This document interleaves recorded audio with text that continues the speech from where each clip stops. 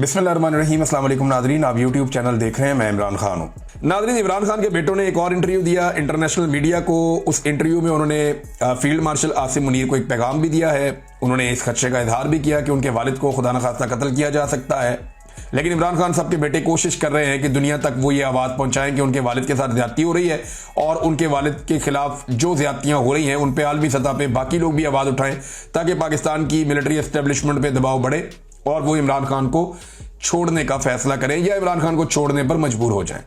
इमरान खान साहब के बेटों ने अपने वीज़े अप्लाई कर दिए हैं पाकिस्तान के लिए, और ये पाकिस्तान की जो एम्बेसी है लंदन में, वहाँ पे उन्होंने वीज़े अप्लाई किए जो फैमिली के ज़राए उनके मुताबिक। और वीज़े अप्लाई हुए अभी चंद दिन हो गए हैं, मगर वजारत दाखिला में ये मामला अटका हुआ है और अभी तक पाकिस्तानी वजारत दाखिला की जानिब से क्लियरेंस नहीं आई, जिस बिना पर अभी तक इमरान खान साहब के बेटों को वीज़े इशू नहीं किए गए। एक तरफ सब लोग कहते हैं जनाब इमरान खान साहब के बेटों को हक है वो आ जाएं, कभी कहते हैं आएंगे तो पकड़ लेंगे, सब अपनी अपनी बात करते हैं। उन्होंने वीज़े अप्लाई किए, इसका मतलब है वो आना चाहते हैं। पाकिस्तान की हुकूमत फिलहाल उन्हें वीज़े जारी नहीं कर रही और उनकी फैमिली ने अब ये बात डिस्क्लोज कर दी है कि इमरान खान के बेटों के वीज़े जारी नहीं किए जा रहे। इमरान खान साहब का जो पैगाम है 5 अगस्त के हवाले से, क्योंकि 5 अगस्त को 2 साल पहले उन्हें गिरफ्तार किया गया था, सलमान अकरम राजा साहब ने बड़ा क्लियरली कैटेगोरिकली उनका पैगाम पहुंचाया। उन्होंने कहा जी कोई तसादुम नहीं है, कोई टकराव नहीं है, हम कहीं निकल कर इकट्ठे होकर जाने नहीं वाले। इमरान खान का पैगाम यह है कि 5 अगस्त को इस मामले को पीक पर ले जाओ, पूरे मुल्क के अंदर एक तहरीक की तरह इस मामले को फैलाएं।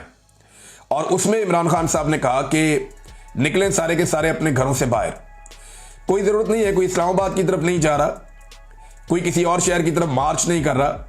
जो जो लोग जिन जिन शहरों में, जिन जिन देहातों में, जिन जिन इलाकों में रहते हैं, वो अपने अपने इलाकों में निकल कर बाहर रैली निकालें, एहतजाज करें, धरना दें। उस दिन अपनी ताकत शो करें रियासत के सामने, पाकिस्तान के अवाम। जैसे 8 फरवरी को अवाम ने एक बहुत बड़ा धचका लगाया था पाकिस्तान की मिलिट्री एस्टेब्लिशमेंट को और पाकिस्तान की रियासत को, और एक बदनुमा दाग शिकस्त का उनके माथे के ऊपर लिख दिया कि पाकिस्तान की अवाम जो है वो एस्टेब्लिशमेंट को तनहा भी शिकस्त दे सकती है, निहत्ती शिकस्त दे सकती है। तो अवाम में तो ताकत बहुत होती है ना, तादाद बहुत बड़ी होती है, और यही तो मालिक है असल पाकिस्तान के।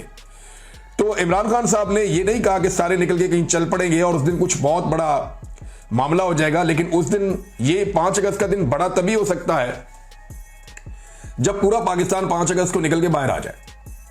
क्या पाकिस्तानी बहुत बड़ी तादाद में निकल के बाहर आ जाएंगे? दुनिया भर से इतलात आ रही हैं। जापान से मुझे कुछ लोगों ने मैसेजेस भेजे, उन्होंने बताया जी कि जापान में बड़ा तगड़ा प्रोग्राम होने जा रहा है ओवरसीज पाकिस्तानियों का, जैसा कि लंदन में हो रहा है, बार्सिलोना में हो रहा है और अमेरिका में हो रहा है। मैंने आपको पहले भी बताया था। अब ऑस्ट्रेलिया के अंदर जो है वो मल्टीपल प्रोग्राम्स होने जा रहे हैं। पाकिस्तान तहरीक इंसाफ के लोग या ओवरसीज पाकिस्तानी कर रहे हैं। तो दुनिया के तमाम ममालिक से इतलात आ रही हैं, मैं आपके साथ शेयर करता जाऊँगा जैसे जैसे दिन करीब आएंगे।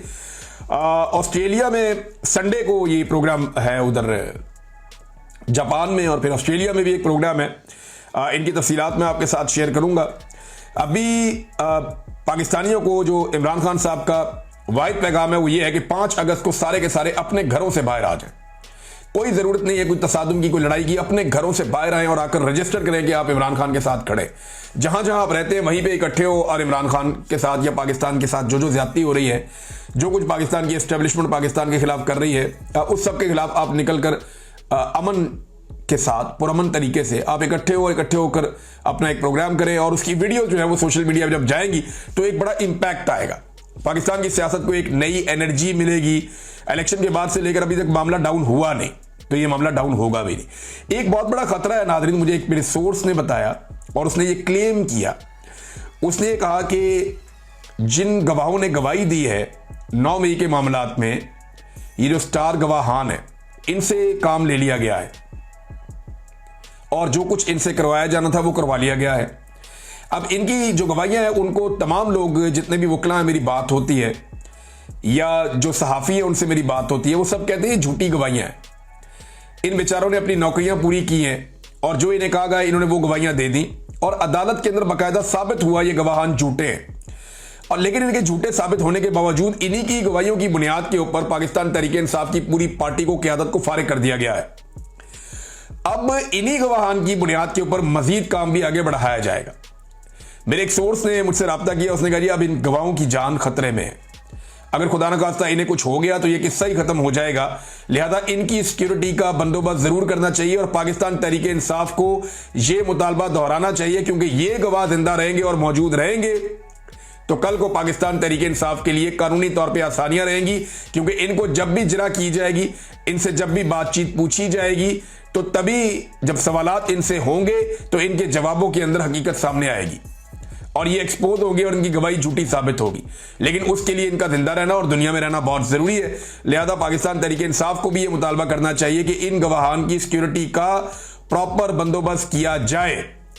नाज़रीन, एक और इंपॉर्टेंट खबर है और वो है कि सरगोदा का एक बड़ा गरीब कारकुन है मोहम्मद इस्माइल, ये ऑलरेडी गिरफ्तार है। पता नहीं इस पे क्या रियासत को गुस्सा है। हालांकि इसी तरह के मुकदमात में पहले इसको बाइज्जत बरी कर दिया गया था, लेकिन इसको उम्र कैद की सजा सुना दी गई है बाकी तमाम लोगों के साथ साथ। यानी जो मैं पढ़ रहा था सजाएं, उसमें इस बेचारे को उम्र कैद की सजा सुना दी। गरीब कारकुन है मोहम्मद इस्माइल, कोई इतना वो नहीं है बेचारा, लेकिन पता नहीं क्या गुस्सा है रियासत को या किसी शख्स को या किसी शख्सियत को इसके ऊपर कि इसको जनाब सुना दी गई उम्र कैद की सजा।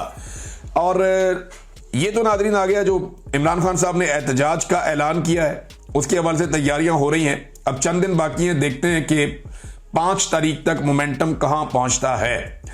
नाज़रीन, अल्लामा राजा नासिर अब्बास साहब ने बड़ी सख्त बातें की हैं, लेकिन जो एलामिया जारी हुआ ऑल पार्टीज कॉन्फ्रेंस में से वो बहुत इंपॉर्टेंट है। एलामिया 2 रोज़ा एक कॉन्फ्रेंस हुई थी, ऑल पार्टीज कॉन्फ्रेंस। हुकूमत ने बड़े रोड़े अटकाए, लेकिन इसके बावजूद वो कॉन्फ्रेंस हो गई, कामयाब हो गई। और उसमें से जो एलामिया है उसकी अहम नुकात मैं आपको पढ़ के सुना देता हूं। तहरीक तहफ़्फ़ुज़ आईन पाकिस्तान की 2 रोज़ा ऑल पार्टीज कॉन्फ्रेंस इख्तिताम पजीर हो गई। मुश्तरका एलामिया जारी किया गया। महमूद खान अचकज़ई की मेज़बानी में कॉन्फ्रेंस इस्लामाबाद में वाइस चेयरमैन जो है वो मुस्तफ़ा नवाज की रहायशगाह पर मुनक्कद हुई। एलामिया जो जारी हुआ वो ये है, इस्लामाबाद इंतज़ामिया की जानिब से कॉन्फ्रेंस की बुकिंग कैंसिल करने की भरपूर मजम्मत की गई। हुकूमत का ये इकदाम शहरियों के आइनी और कानूनी हुकूक पर हमला है। कॉन्फ्रेंस में मुल्क की आइनी, सियासी और माशी सूरत हाल पर गहरी तशवीश का इजहार किया गया।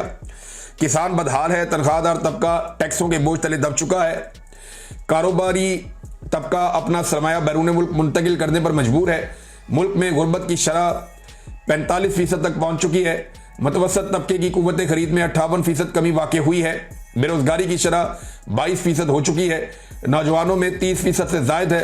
पाकिस्तान की तारीख में इतनी संगीन सूरत हाल पहले कभी नहीं देखी गई थी। उसके अलावा बुशरा बीबी इमरान खान साहब के खिलाफ जो कुछ किया जा रहा है रियासत की जानिब से, उसकी भी मजम्मत की गई है और ये जिस तरीके से सजाएं दी गई, इसको स्याह-दिन करार दिया गया है पाकिस्तान तहरीक इंसाफ की क़यादत को। तो एक बड़ा तफसीली एलामिया है जो जारी किया गया है। अल्लामा राजा नासिर अब्बास साहब ने जो इसमें नुकात उठाए, उन्होंने कहा पाकिस्तान का आइन मुअत्तल है और रियासत के तमाम सतून ढह चुके हैं। ये पार्लियामेंट बैठने के काबिल नहीं रही।